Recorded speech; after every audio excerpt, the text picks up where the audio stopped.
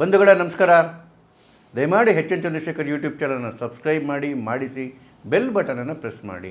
ಭಾಳ ಜನಗಳ ಮನಸ್ಸಲ್ಲಿ ಅದೊಂದು ಡೌಟ್ ಇದೆ. ಡೌಟ್ ಯಾಕೆ ಇದೆ ಅಂತ ಹೇಳಿದ್ರೆ, ಈ ಕಾಂಗ್ರೆಸ್ ಅವರು, ವಿರೋಧ ಪಕ್ಷಗಳು, ಒಂದಷ್ಟು ಮೀಡಿಯಾಗಳು ಕೂಡ ಮಾತೆತ್ತಿದ್ರೆ ಬಿ ಜೆ ಪಿನ ವಾಷಿಂಗ್ ಮಿಷಿನ್ ಅಂತಾರೆ. B J P washing machine ಇದ್ದಂಗೆ ಇವರು ವಿರೋಧ ಪಕ್ಷದಲ್ಲಿರೋ ಎಲ್ಲ ನಾಯಕರುಗಳನ್ನ ಆರೋಪ ಮಾಡ್ತಾ ಇರ್ತಾರೆ, ಸರಿ ಇಲ್ಲ ಅಂತೇಳಿ ಅವರೇ ಬಿ ಜೆ ಪಿಗೆ ಬಂದ ಮೇಲೆ ವಾಷಿಂಗ್ ಮಿಷಿನಲ್ಲಿ ಕ್ಲೀನ್ ಆದಂಗೆ ಕ್ಲೀನ್ ಆಗಿಬಿಡ್ತಾರೆ, ಅವ್ರ ಮೇಲೆ ಯಾವುದೇ ಆರೋಪ ಮಾಡಲ್ಲ ಅಂತ. ಇದರಲ್ಲಿ ಎರಡು ಆಯಾಮ. ಒಂದು, ಬಿ ಜೆ ಪಿಯ ಆರೋಪ ಮಾಡ್ತಿದ್ದಂತಹ ಲೀಡರ್ಗಳು ಅಥವಾ ಬೇರೆ ಪಕ್ಷದ ಲೀಡರ್ಗಳು ಬಿ ಜೆ ಪಿಗೆ ಬರೋದು, ವಿರೋಧ ಪಕ್ಷದ ಲೀಡರ್ಗಳು ಅಥವಾ ಎಂ ಪಿ ಎಮ್ ಎಲ್ ಎಗಳು ಬಿ ಜೆ ಪಿಗೆ ಬಂದು ಜಾಯಿನ್ ಆಗೋದು. ಎರಡನೇದು, ಬಂದ ಮೇಲೆ ಅವರು ಕ್ಲೀನ್ ಆಗೋಗೋದು, ಅವ್ರ ಮೇಲೆ ಬಿ ಜೆ ಪಿ ಆರೋಪ ಮಾಡೋದಿಲ್ಲ ಅಂತ ಹೇಳಿ. ಮೊದಲನೇ ಪ್ರಶ್ನೆಗೆ ಕೇಳೋದಕ್ಕೆ ಯಾವ ಪಕ್ಷದವ್ರಿಗೂ ಯೋಗ್ಯತೆ ಇಲ್ಲ. ಬೇರೆ ಪಕ್ಷದವ್ರನ್ನ ಕರ್ಕೊಂಬಿಟ್ರು ಬಿ ಜೆ ಪಿಯವರು ಅಂತ ಹೇಳೋದಕ್ಕೆ. ಕಾಂಗ್ರೆಸ್ ಹಿಸ್ಟ್ರಿನಲ್ಲಿ ಮಾಡ್ಕೊಂಬಂದಿದ್ದೇನು?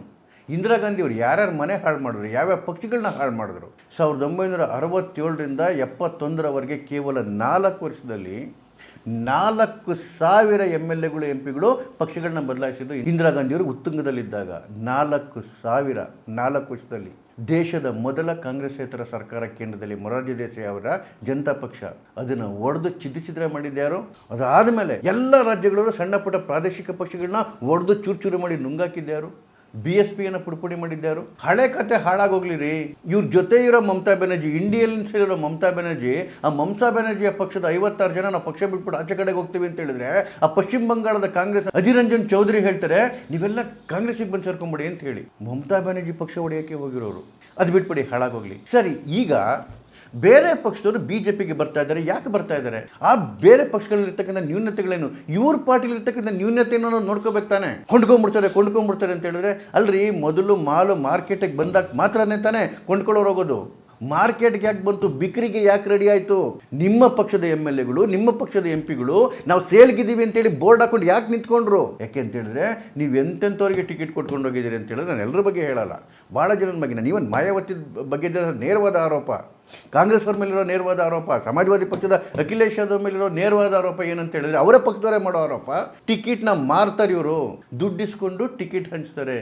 ಒಂದು ಟಿಕೆಟ್ಗೆ ಬೆಲೆ ಕಟ್ಟಿ ಬಾರ್ಗೇನ್ ಮಾಡಿ ಬಂಡವಾಳ ಹಾಕಿ ಕೊಂಡ್ಕೊಂಡಿರೋನು, ಮತ್ತೆ ಬಂಡವಾಳ ಹಾಕಿ ಎಲೆಕ್ಷನ್ ಗೆದ್ದಿರೋನು, ಇನ್ನೊಂದು ಕಡೆಯಿಂದ ದುಡ್ಡು ಬಂದರೆ ಸುಮ್ಮನಿರ್ತಾರ? ಯಾವ ನೈತಿಕತೆ ಇದೆ ನಿಮ್ಗೆ ಅವ್ರಿಗೆ ಪಕ್ಷದಲ್ಲಿ ಇರಿ ಅಂತ ಹೇಳೋದಕ್ಕೆ? ಅವ್ರು ಯಾವ ಪಕ್ಷದಲ್ಲಿ ಹುಟ್ಟಿ ಬೆಳೆದು ಸಿದ್ಧಾಂತ ಇಟ್ಕೊಂಡು ಪಕ್ಷ ಕಟ್ಟವ್ರೆ, ಅವರಿಗೆ ಕಮಿಟ್ಮೆಂಟ್ ಇರೋದಕ್ಕೆ. 1984ರಲ್ಲಿ ಬಿ ಜೆ ಪಿ ಕೇವಲ ಇಬ್ಬರು ಎಂ ಪಿಗಳಿದ್ದಾಗಲೂ ಯಾಕೆ ಹೊಡಿಲಿಲ್ಲ? ಯಾಕೆ ಅವ್ರು ಪಕ್ಷ ಬಿಟ್ಟು ಹೋಗ್ಲಿಲ್ಲ? ಯಾಕೆ ಅಂತ ಹೇಳಿದ್ರೆ, ಒಂದು ತತ್ವ ಸಿದ್ಧಾಂತಕ್ಕೆ ಜೊತೆಯಾದವರು, ಪಕ್ಷ ಆಗಲಿ ಕಾರ್ಯಕರ್ತರಾಗಲಿ. ದುಡ್ಡು ಕೊಟ್ಟು ಕೊಂಡ್ಕೊಂಡವ್ರಿಗೆ ಯಾವ ಸಿದ್ಧಾಂತ ಇರುತ್ತೆ? ಜೊತೆಗೆ ಅವರೆಲ್ಲ ಎಂ ಪಿ ಎಮ್ ಎಲ್ ಎಗಳಾದಾಗ ನೀವು ಲೀಡರ್ಗಳು ಯಾವ ರೀತಿ ನೆನೆಸ್ಕೊಂಡ್ರಿ ಅವ್ರನ್ನ? ಯಾವತ್ತೂ ಅವ್ರ ಜೊತೆ ಕೂತ್ಕೊಂಡು ಅವ್ರ ಕಷ್ಟ ಸುಖ ಕೇಳಿದ್ರ? ಮೀಸಿ ತಿಳ್ಕೊಂಡು ಮೆರಿತಿದ್ರಿ. ಇವತ್ತು ನಿಮ್ಮ ಜೊತೆ ಸಂಬಂಧ ಬೆಳೆಸೋಕ್ಕಾಗ್ದೇ ಅವರು ಸಂಬಂಧ ಮುರ್ಕೊಂಡು ಆಚೆ ಕಡೆಗೆ ಹೋಗ್ಬೇಕಾರೆ ಈಗ ಬಾಯ್ ಬಿಡ್ಕೊಂಡ್ರೆ ಬಿ ಜೆ ಪಿ ಸರಿ ಇಲ್ಲ ಅಂತ ಹೇಳಿ. ಮತ್ತೆ ಇನ್ನೊಂದು ಪ್ರಶ್ನೆ, ಈ ವಾಷಿಂಗ್ ಮಿಷಿನ್ದು ಎರಡನೇ ಭಾಗ. ಹೌದು, ಬಿ ಜೆ ಪಿ ಇನ್ನೊಬ್ಬರ ಮೇಲೆ ಆರೋಪ ಮಾಡ್ತಾ ಇತ್ತು, ಆ ಲೀಡರ್ ಮೇಲೆ ಆರೋಪ ಮಾಡ್ತಾ ಇತ್ತು. ಆರೋಪ ಮಾಡ್ತಕ್ಕಂಥ ತಪ್ಪನ್ನು ಅವನು ಮಾಡಿದ. ಆದರೆ ಬಿ ಜೆ ಪಿಗೆ ಬಂದ ಮೇಲೆ ವಾಷಿಂಗ್ ಮಿಷಿನ್ ಥರ ಕ್ಲೀನ್ ಆಗೋಯ್ತಾ? ಕ್ಲೀನ್ ಆಯಿತು. ಬಹಳಷ್ಟು ಉದಾಹರಣೆಗಳನ್ನ ಕೊಡ್ತೀನಿ. ಯಾವ ಲೀಡರ್ಗಳು ವಿರೋಧ ಪಕ್ಷದಲ್ಲಿದ್ದಾಗ ಆ ವಿರೋಧ ಪಕ್ಷದ ದರಿದ್ರ ನೀತಿಯ ಕಾರಣಕ್ಕೋಸ್ಕರ, ಆ ದರಿದ್ರ ಆಚರಣೆಗಳಂತೆ ದೇಶ ವಿರೋಧಿಗಳಾಗಿದ್ರು, ಹಿಂದೂ ಧರ್ಮ ವಿರೋಧಿಗಳಾಗಿದ್ರು, ಭಾರತದ ಸೇನೆಯ ವಿರೋಧಿಗಳಾಗಿದ್ರು, ಹಿಂದೂ ದೇವರುಗಳನ್ನ ಅಪಮಾನ ಮಾಡ್ತಾ ಇದ್ರು, ಮುಸ್ಲಿಮರ ಅತಿಯಾದ ಓಲೈಕೆಯನ್ನ ಮಾಡ್ತಾ ಇದ್ರು, ಆ ಕಾರಣಕ್ಕೋಸ್ಕರ ಹಿಂದೂಗಳನ್ನ ದಮನ ಮಾಡ್ತಾ ಇದ್ರು. ಅವರೆಲ್ಲರೂ ಬಿ ಜೆ ಪಿಗೆ ಬಂದ ಮೇಲೆ ರಾಷ್ಟ್ರ ಭಕ್ತರಾಗಿದ್ದಾರೆ, ಹಿಂದೂ ಭಕ್ತರಾಗಿದ್ದಾರೆ, ಭ್ರಷ್ಟಾಚಾರ ವಿರೋಧಿಗಳಾಗಿದ್ದಾರೆ. ಪರಮ ಭ್ರಷ್ಟಾಚಾರಿಗಳು ಕೂಡ ಇಲ್ಲಿಗೆ ಬಂದ ಮೇಲೆ ಸರಿ ಹೋಗಿದ್ದಾರೆ. ಒಂದಲ್ಲ ಎರಡಲ್ಲ 100 ಉದಾಹರಣೆ ಕೊಡ್ತೀನಿ ನಾನು. ಹಾಗಾಗಿ B J P washing machine ಆಗಿರೋದು ಒಳ್ಳೆಯದೇನೆ, ಆಗದೇ ಇದ್ರೆ ಅಪಾಯ ಈ ದೇಶಕ್ಕೆ. ಒಂದು ಉದಾಹರಣೆ ಹೇಳ್ತೀನಿ ನೋಡಿ. ನರೇಶ್ ಅಗರ್ವಾಲ್ ಅಂತೇಳಿ ಸಮಾಜವಾದಿ ಪಾರ್ಟಿನಲ್ಲಿ ಒಬ್ಬ ರಾಜ್ಯಸಭಾ ಮೆಂಬರ್ ಇದ್ದ. ಎಂಥ ನೊಟೋರಿಯಸ್ ಅಂತ ಹೇಳಿದ್ರೆ, 2017ರಲ್ಲಿ ಬಹುಶಃ ಆಗಸ್ಟ್ ಅನ್ಸುತ್ತೆ, on the floor of the house ಪಾರ್ಲಿಮೆಂಟಲ್ಲಿ ನಿಂತ್ಕೊಂಡು ಹೇಳ್ತಾನೆ, ವಿಸ್ಕಿ ಮೇ ವಿಷ್ಣು ಬಸೆ, ರಮ್ ಮೇ ಶ್ರೀರಾಮ್, ಜಿನ್ ಮೇ ಮಾತಾ ಜಾನಕಿ, ಟಕ್ರೆ ಮೇ ಹನುಮಾನ್. ವಿಸ್ಕಿನಲ್ಲಿ ವಿಷ್ಣು ಅಂತೆ, ರಮ್ಮಲ್ಲಿ ರಾಮ ಅಂತೆ, ಜಿನ್ನಲ್ಲಿ ತಾಯಿ ಸೀತಾಮಾತೆ ಅಂತೆ. ಈ ಮಾತನ್ನ ಲಜ್ಜೆಗೆಟ್ಟಿ ಫ್ಲೋರ್ ಆಫ್ ದ ಹೌಸಲ್ಲಿ ಹೇಳ್ತಕ್ಕಂತಹ ತಾಕತ್ತು ಬಂದಿತ್ತು ಆ ಸಮಾಜವಾದಿ ಪಕ್ಷದ ಕಾರಣಕ್ಕೋಸ್ಕರ ನರೇಶ್ ಅಗರ್ವಾಲ್ಗೆ. ಇವನು ಕೇವಲ ಹಿಂದೂ ವಿರೋಧಿ ಅಷ್ಟೇ ಆಗಿರಲಿಲ್ಲ, ಸರ್ಜಿಕಲ್ ಸ್ಟ್ರೈಕ್ ನಡೆದಾಗ ರಾಹುಲ್ ಗಾಂಧಿ ಥರ ಇವನು ಕೂಡ ಪ್ರೂಫ್ ಕೇಳಿದ್ದ. ಯಾವ ಸರ್ಜಿಕಲ್ ಸ್ಟ್ರೈಕು ನಡೆದಿಲ್ಲ, ನಾಟಕ ಆಡ್ತೀರಾ, ನಡೆದಿದ್ರೆ ಪ್ರೂಫ್ ಕೊಡಿ ಅಂತೇಳಿ. ಅಂಥ ದೇಶದ್ರೋಹಿ, ಅಂಥ ಒಬ್ಬ ಹಿಂದೂ ದ್ರೋಹಿ ಕಾರಣಾಂತರಗಳಿಂದ ಬಿ ಜೆ ಪಿಗೆ ಜಾಯಿನ್ ಆದ. ಬಿ ಜೆ ಪಿಗೆ ಜಾಯಿನ್ ಆಗಿ ಇಷ್ಟು ವರ್ಷಗಳಾಗಿದೆ, ಒಂದೇ ಒಂದು ಹಿಂದೂ ವಿರೋಧಿ ಮಾತುಗಳಾಗಲಿ ಅಥವಾ ಒಂದೇ ಒಂದು ರಾಷ್ಟ್ರ ವಿರೋಧಿ ಮಾತಾಗಲಿ ಅವರಿಂದ ಬಂದಿಲ್ಲ. ರಾಮ ಮಂದಿರದ ವಿಚಾರದಲ್ಲಿ ಕೈ ಜೋಡಿಸ್ತಾರೆ, ರಾಷ್ಟ್ರದ ವಿಚಾರಗಳಲ್ಲಿ ಕೈ ಜೋಡಿಸ್ತಾರೆ.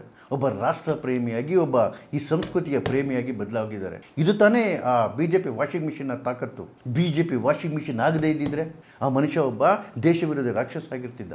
ಹಿಮಂತ್ ಬಿಸ್ವಾ ಶರ್ಮಾ ಅವರ ವಿಚಾರ ಹೇಳ್ತಾರೆ. ಹಿಮಂತ್ ಬಿಸ್ವಾ ಶರ್ಮಾ ಕಾಂಗ್ರೆಸ್ಸಿಂದ ಬಿ ಜೆ ಪಿಗೆ ಬಂದಾಗ ಹಲವಾರು ಭ್ರಷ್ಟಾಚಾರದ ಕೇಸ್ಗಳು ನಡೀತಾ ಇದ್ವು. ಇವರು ಬಂದ ಮೇಲೂ ಕೂಡ ಯಾವುದೂ ನಿಂತಿಲ್ಲ, ಎಲ್ಲವೂ ನಡೀತಾ ಇದ್ದಾವೆ.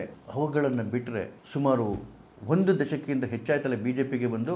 ಅದರಲ್ಲಿ 2ನೇ ಬಾರಿ ಮುಖ್ಯಮಂತ್ರಿ ಆಗಿ ಕೆಲಸ ಮಾಡ್ತಾ ಇದ್ದಾರಲ್ಲ, ಒಂದೇ ಒಂದು ಭ್ರಷ್ಟಾಚಾರದ ಪ್ರಕರಣ ಅವ್ರ ಮೇಲೆ ಬಂದಿದೆಯಾ? ಅಟ್ಲೀಸ್ಟ್ ವಿರೋಧ ಪಕ್ಷಗಳು ಆರೋಪನಾದರೂ ಮಾಡಿದವ? ಇಲ್ಲ. Absolutely clean.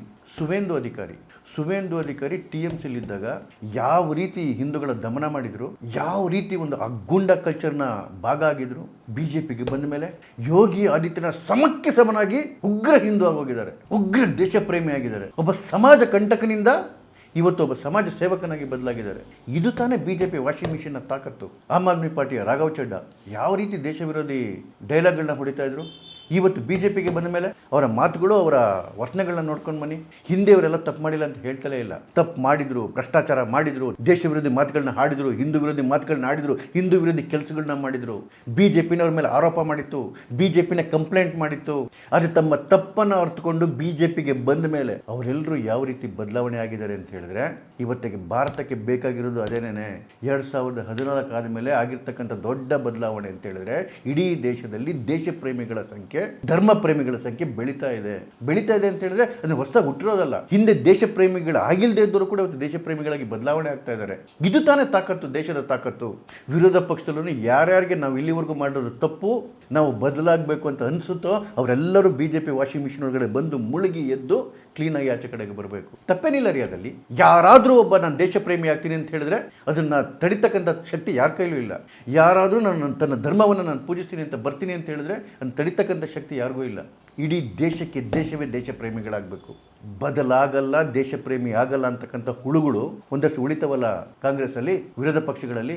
ಹಾಗೇನೇ ರಾಜಕೀಯವಾಗಿ ದೂರ ಆಗಿಬಿಡ್ಬೇಕು. ಈ ಪವಿತ್ರ ಮಣ್ಣು ಕೇವಲ ದೇಶ ಪ್ರೇಮಿಗಳಿಗೆ ಮಾತ್ರ ಇರೋದು. ಈ ಪವಿತ್ರ ಮಣ್ಣು ಕೇವಲ ಧರ್ಮ ಪ್ರೇಮಿಗಳಿಗೆ ಮಾತ್ರ ಇರೋದು, ಸಜ್ಜನರಿಗೆ ಮಾತ್ರ ಇರೋದು. ಆ ಪರಿವರ್ತನೆ ಕೆಲಸವನ್ನು ಯಾರಾದರೂ ಮಾಡಲಿ, ಬಿ ಜೆ ಪಿ ಮಾಡುತ್ತಾ ಬೇರೆಯವ್ರು ಮಾಡ್ತಾರೋ, ಯಾರಾದರೂ ಮಾಡಲಿ, ಯಾರಾದರೂ ವಾಷಿಂಗ್ ಮಿಷಿನ್ ಆಗಲಿ, ಅದನ್ನು ಒಪ್ಪಲೇಬೇಕು. ದುರಂತ ಏನು ಅಂತ ಹೇಳಿದ್ರೆ, ಇಷ್ಟೆಲ್ಲ ಆದ್ರೂ ರಾಹುಲ್ ಗಾಂಧಿ ಅಂಥವ್ರಿಗೆ, ಅಖಿಲೇಶ್ ಯಾದವ್ ಅಂಥವ್ರಿಗೆ ಇನ್ನೂ ಬುದ್ಧಿ ಬಂದಿಲ್ಲ ರೀ. ಇನ್ನೂ ದೇಶದ ವಿರುದ್ಧನೇ ಮಾತಾಡ್ತಾರೆ, ಇನ್ನೂ ಧರ್ಮದ ವಿರುದ್ಧನೇ ಮಾತಾಡ್ತಾರೆ. ಪರಿಸ್ಥಿತಿ ಬದಲಾವಣೆ ಆಗಿದೆ, ಭಾರತ ಬದಲಾಗಿದೆ, ಭಾರತದ ಯುವಜನತೆ ಬದಲಾಗಿದೆ ಅಂತಕ್ಕಂಥ ಸಾಮಾನ್ಯ ಪ್ರಜ್ಞೆನೂ ಅವ್ರಿಗಿಲ್ಲ. 31 ಜನ ಉಳ್ಕೊಂಡವ್ರೆ. ಅವರು ಪಾಪ ತೊಳ್ಕೊಳ್ಳೋದಕ್ಕೆ ಯಾವತ್ತೂ ಈ ವಾಷಿಂಗ್ ಮಿಷಿನಿಗೆ ಬೀಳ್ತಾರೋ ಗೊತ್ತಿಲ್ಲ. ಅದಕ್ಕೆ ಮುಂಚೆ ಎಚ್ಚೆತ್ಕೊಂಡು ಅವರು ಶುಭ್ರರಾಗೋದು ಒಳ್ಳೆಯದು. ನಮಸ್ಕಾರ.